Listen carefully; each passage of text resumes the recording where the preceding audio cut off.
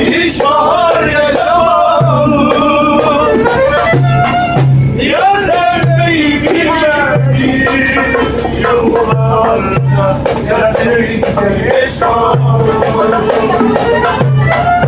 yaz sevmeyi bilmedim.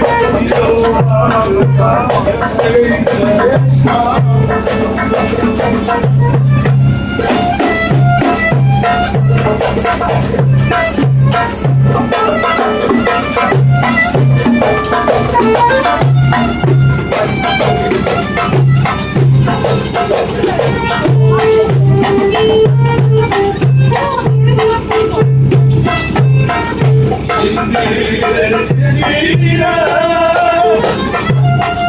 Sevmediyse sen bile,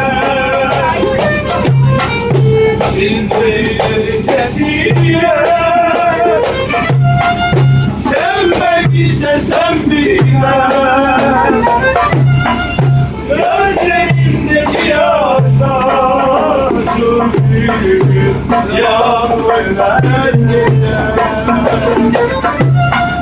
Gözlerimdeki yaşlar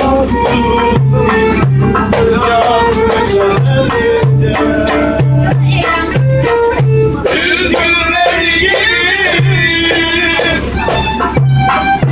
hiç bahar yaşamadım. Üzgünleri gibi